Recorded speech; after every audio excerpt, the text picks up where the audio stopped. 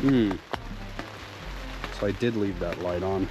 Well, it's not great, but it's okay. Okay.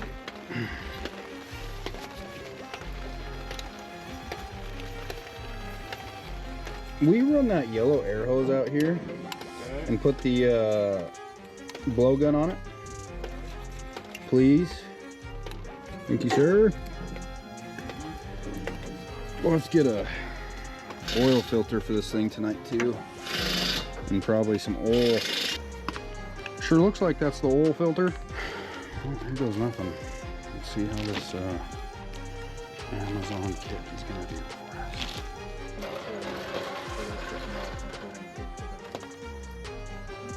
Okay, I'm gonna head over there, and then will you hand this thing to me, and just hand it to me exactly how it is. Okay. And then I'll swing it in there. Yeah, I'll swing it in there. I need to give you a heads up so I don't beat you there. I won't even respond to that.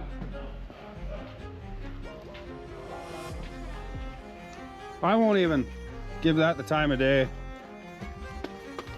Not responding to that either. What? I didn't hear that part. What happens if I drop it? Well, then we're gonna have big problems. It's your head. You can drop it if you want. No. I recommend don't dropping it. I'm gonna go over the dome.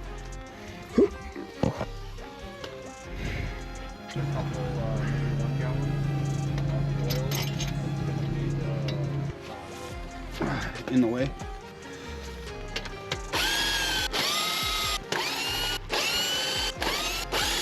I wonder if ARP sells anything for these.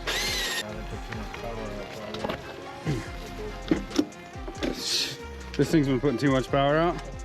You think so? This thing opened up pretty good with not too much to get out of the way. Yeah, it really wasn't too bad. Could have been a lot worse. 145's up there. I would have thought they would have popped by now, but there it goes. Come on. There it goes. Clicky, clicky. Oh, that's nice. Come on, boy, get after it. Come on, boy. What are you doing out here farting around? We're at Jeff's place. Yeah. About that big boy. 330. Yeah, the second time around on 330 is miserable. You make it look so easy though. The first one's not bad. The second one's miserable. Oh, the second one too. Oh, this guy moves.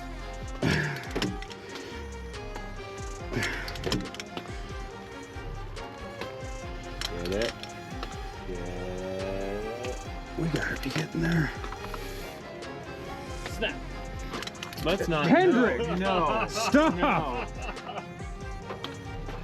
I don't even want to work on it anymore. That's enough. Just put those demons on me, Ricky Bobby. Dang. You want your machine back. Oh, I know. Hear that little tick? Yeah. Your bolt moving. Scary, huh? I don't like it, no. Yeah, me neither. Well, what do? You know? Torque to spec is torque to spec.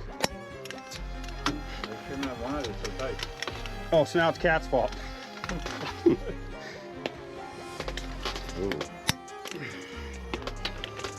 What are you at right now? 140.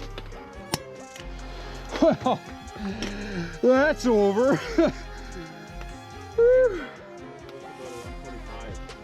You know, Hendrick, you know earlier when you were like, you know, I don't know if I'm going to be in your way or if I'm going to... You go, oh, actually, let me get those injectors. What is that top shaft there with all the little fingers called? The rocker shaft? There. Didn't work. That just controls the valves, right? Yes. Let's Oh, all it did was work. push that freaking O-ring out of there. Well, shucky darn. Oh, these O-rings just don't seem to be quite what we're looking for. Well, overnighted O-rings for this thing. It's Excavator. Thinking it was going to be the answer to all of our problems. And well, they don't really fit either. They get cut off too, so improvise, adapt, and overcome. get out of my way. Found a different solution. I got some O-rings that are the correct size, and they self-clearance themselves too. And I figured, hey, if the standard ones, the ones that are supposed to work in here, don't work, then what do? You know? Adapt, improvise, and overcome. And you stay! Who is it? I don't like your excavator. Oh, those new O-rings we got, they did the same exact thing. So I just used some O-rings that I have. The new ones all self-clearance themselves too. So I guess at this point, as far as I'm concerned, or it would appear to me that that's just how they are. So anyway, it's stupid. I'm really unhappy about it. But anyway, I don't really know what else to do about it other than improvise, adapt, and overcome. I got some different O-rings. Like I said, they're not the ones made for it, but the ones that made for it suck too. So worst that's gonna happen is we gotta improvise, adapt, and overcome again. So it's to keep oil from falling down inside of there. I shouldn't say falling, but from dripping down. And the other O-rings, like I said, they're in there, you know, and they're not as tight, I guess is what I would like them, but they're in there, they're in between, so we'll see what happens. I mean, worst case scenario, we got to order $60 more worth of O-rings and go again, but it's not like it changes our situation at all, other than we're just gonna wait longer. I got a little bit of time here. Like I said, I'm putting the turbo and stuff. We're getting the turbo and everything hooked up as we speak. And then I got to go through and run the overhead on it. Once everything's kind of put together and back in it, it should, in theory, just fire up. It might take a little bit to get the fuel back up to the injectors and stuff, but nope. Once the overhead valve adjustment is set, yeah, it'll probably be my next step after I get, like I said, the turbo hooked up, get everything hooked up, and then I'll go ahead and do the overhead valve adjustment on it. That's pretty much the bulk of what's left anyway. The overhead valve adjustment shouldn't take too long. Yes I will. Yes, I will figure it out. I will let you know. All right, sounds good. Talk later. Bye. Torque to spec. Now how am I going to turn this thing over to adjust it? Is there a barring hole or something? I don't look like it. I don't know why Cat thought this was a good idea, but I don't even think it's Cat. I think it's somebody else. I think somebody else has been in this motor more so than what we think. Oh, first try. I didn't know we were dealing with a professional here. Must be. That's good. We can spin it over, glow plugs out of it, and we still got plenty of gumbo. We spin it all the way over, we can watch our valves. We don't have any piston to valve contact, which is great, really, for lack of a better term. And this little plug right here comes out. Spicy rice and cold brew? Don't mind if I do. How does it come out? Thanks for asking. I'll let you know when I figure it out. I ain't gonna do it. So far, for an Amazon head, I gotta say, I mean, we haven't ran it obviously, but I've been really impressed. Just because I haven't actually ran into anything on this thing so far. It's been a big no red flag. Everything's fit. Other than those stupid injector O-rings, but they were tight coming out, so I guess, I don't know. If I'm doing something wrong, I'll admit that if I'm doing something wrong, but it kind of just seem like they suck a little bit, but it's just me. Maybe I'm just being pessimistic. Maybe it just pops out. I don't think that's how it goes, but been wrong before. Tell me your secrets. Tell me your secrets! Hey. Well, how about it? Sure if I had my Leatherman, would have had this baby out in a jiff. Oh no. Huh. Well, how about that? Right here in this hole, we should be able to spin this motor over, and it will show us where top dead center is on number 1, off of correlation from the crankshaft. Oh, there it is. Get out of my way, fan. So, see, there's a TDC mark in there. We're gonna watch our valve travel. There we go. TDC. Send it anywhere. We can go up here and look at our valves. So both of our valves are in overlap, meaning that we have, look it up there. So number one, we know we're at top dead center combustion stroke, because you see we can move this guy, which is our exhaust, move this guy, which is our intake. So that means that this piston is at the top dead center stroke of compression. That means that we can go ahead and adjust the rest of the valves, and we'll roll over again. And in theory, when we roll over again, it'll be at top dead compression of exhaust. So then our exhaust valve will then be closed, and then we'll finish the other 2 cylinders for what it's worth.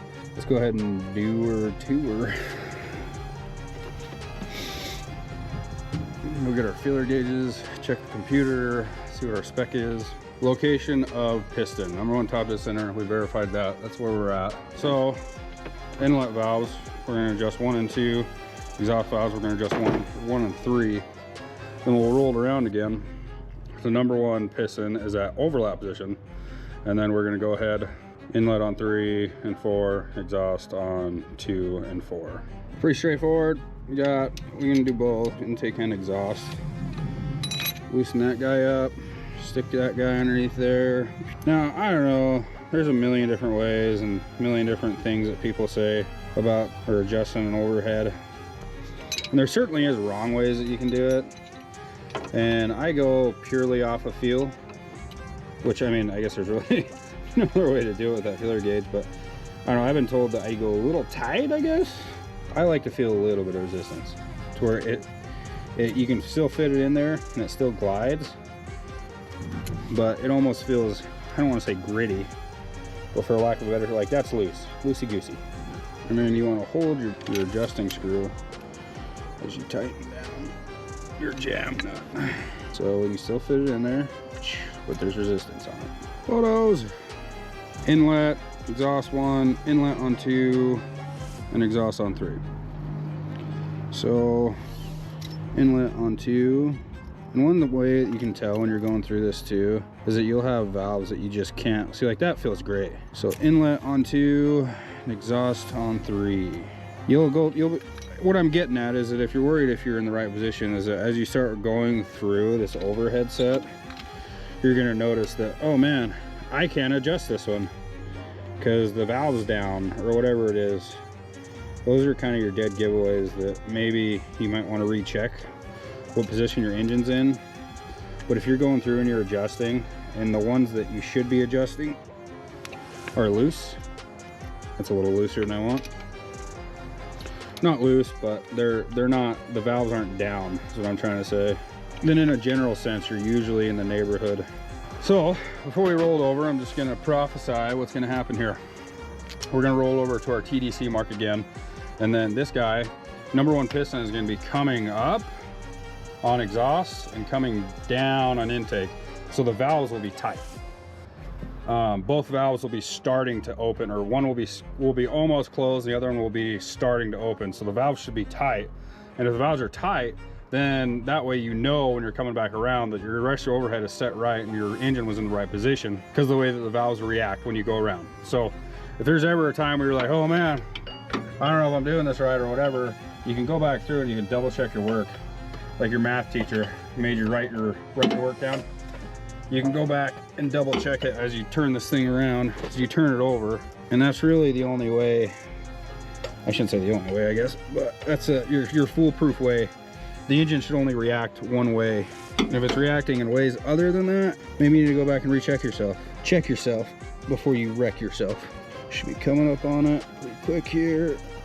There it is. Moment of truth. Did we do it right? So, number 1, that valve's down, that valve's down. So you can see, it should be almost at the same level too. We have no slack. Our valves are down. You can go back to your handy dandy diagram here. Piston number 1 is at overlap position. Correct, we're at overlap position. It says to adjust piston number 2 exhaust. Piston number 2 exhaust. It's loose. We have movement, so we're good. piston number 3 and 4 intake. So 3, it's loose, and 4, it's loose. So again, exhaust piston number 2, slide that guy on in there, and we're loosey goosey. So go ahead and give her the old adjustment action.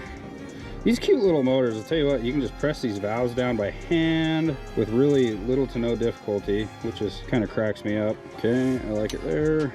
And then as far as tightness on that goes, I mean, there is a torque spec, and if you really want to go through and check it, you guy absolutely can, and there's absolutely nothing wrong with that.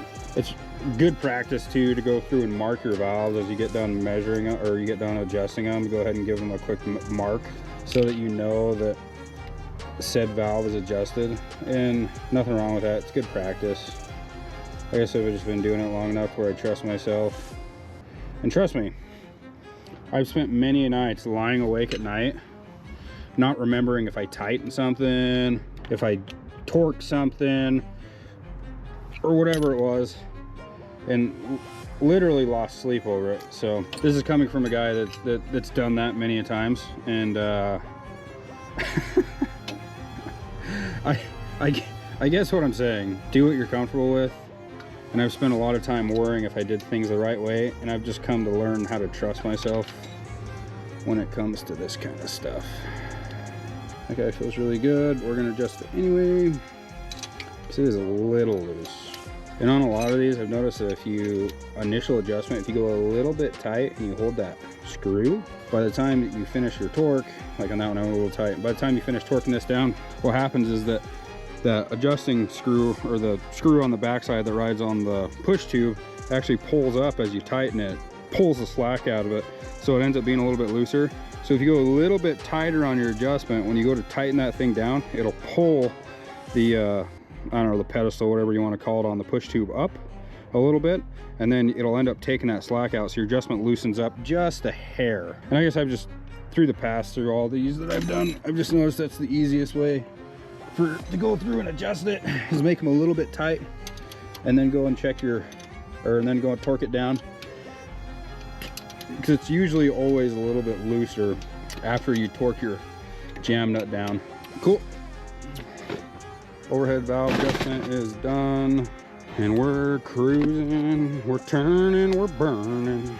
This is your injector return line, and it rides across the top of all these, and all the excess fuel the injector doesn't use upon the injection cycle will flow through this line, flow back into the head, and there's a drilling in the head, which I will point out, right through that bolt hole there. Gonna then go whoop through here, return back to your high pressure injection pump, and or back to tank. So if you don't do this, you're gonna have fuel all up in your engine and in your oil, and you're gonna have a bad day. Torque on these is probably something like 18 inch-pounds. Use your torque wrench and your best discernment. Again, one of those deals, I've been doing this long enough that I fully and entirely trust myself, and I always go back through every time. I got a whole process. Again, I've lost a lot of sleep at night wondering if I did something right or torqued it right. So when it comes to this stuff, I usually go through everything twice, so that when I'm laying in bed at night, I can say, oh no, why would you have forgotten that? You go through everything twice all the time because you have OCD and you can't live with yourself if you don't. So whew, there's that. Cool, that's done. Overhead set's done. Injectors are done. Roggers are done. Fuel return's done. We can slap the valve cover on, slap our glow plugs in, down the road, moving and grooving. Amazon kit came with so many extra gaskets, and we got front main seal, rear main seal, front structure, front gear housing, front structure, all of the miscellaneous seals for all of the other miscellaneous stuff. It even came with new valve guide seals, water pump, I mean, you name it. Pretty extensive kit, 1,500 bucks. Cat alone wanted $1,500 for the head, and they made it sound like they wouldn't even sell you the head. They more or less then wanted you to place the head, which, I mean, I suppose is what it is, but we ain't gonna do that. So, find your groove, line your gasket up, run that bad girl in the groove. Whoop, whoop, whoop, whoop, whoop. If you're having a hard time getting your gasket in too, whenever you got like bolt holes like this, it's gonna go around. You can throw the bolt hole in first, and then you can jam the rest of the seal in there, and it'll stretch itself back into position. And we'll dump it from there. A little more precise.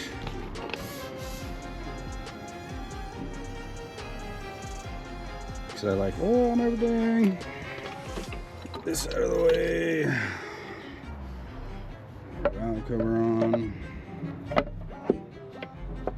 Perfect. Valve cover bolts.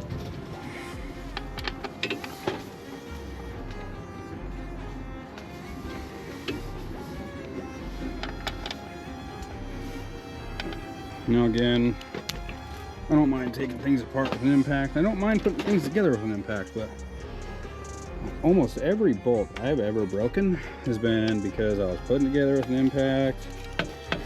And I wouldn't even say it's because I got careless, just because I was just putting together with an impact and I couldn't get a feel for what was going on. So I just assumed put it together by hand initially. And then taking it apart, yeah, run that impact. That's what you bought it for. Spent good money on it. Impacts weren't made to put motors together. And I like putting my motors together neatly, sweetly, with love. It's like putting your kid to bed, you know? Tuck him in, tell him you love him. You gotta be nice with him, easy with him. Perfect. Oil plugs. Again, glow plugs, you certainly don't need to get carried away with. Oh yeah, get that in there. Oh, I'm gonna get it in there, all right. It reminds me of the things at the doctor's office you'd play with. Oh, when you were a kid? You're like, yeah. The only thing you had to kill time. yeah. Hey, it worked though. Until they decided if you live or die. Whoa. They're like, no, he has strep. I mean, do you really want to put all the money and effort into this one? You could just let me I was go. like, come on, Mom. Mom, I love you. She's like, yeah, I know.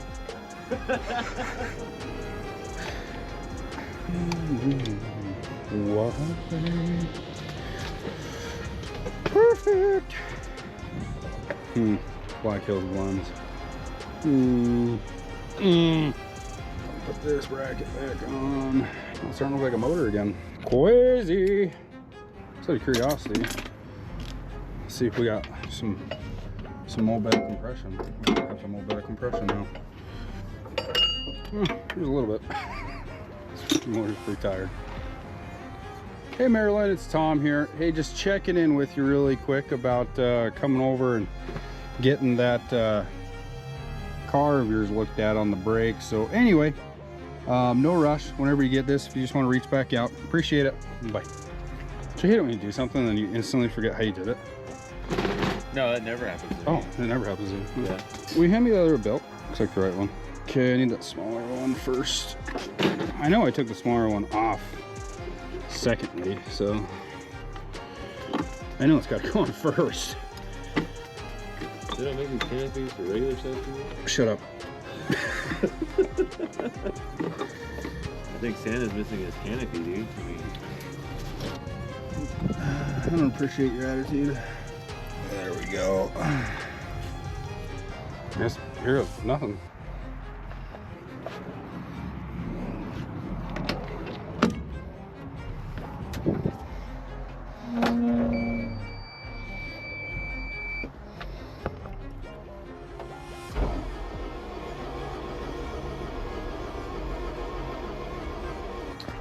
Starting to get some fuel.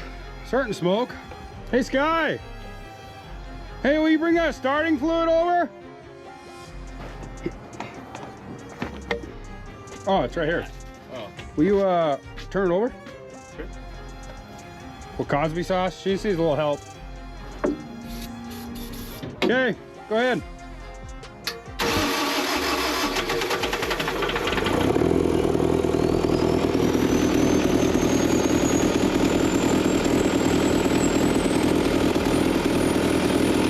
Okay, shut it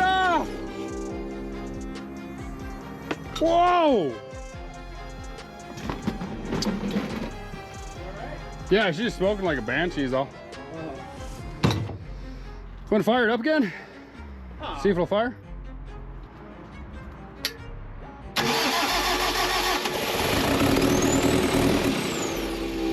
Did you shut it off? Yeah. Oh, leave it running. Oh, Actually, wait up 1 second. Yeah, go ahead.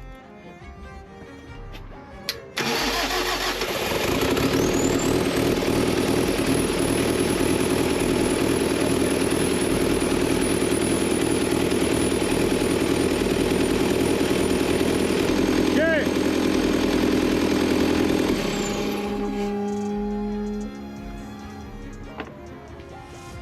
Little Smoky Joe. Yeah, it is a little bit Smoky Joe. But it runs. That's good. But yeah, it is a little bit Smoky Joe. Dust on our Bibles. Brand new iPhones.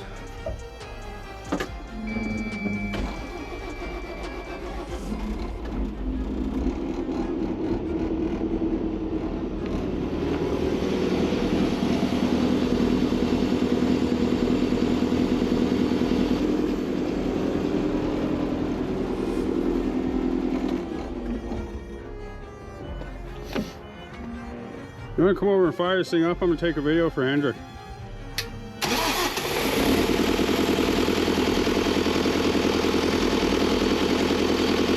Yeehaw, cowboy!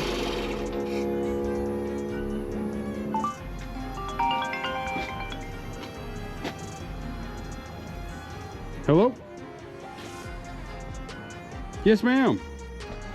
It should take us about a day. You know, we'll come pick it up or whatever.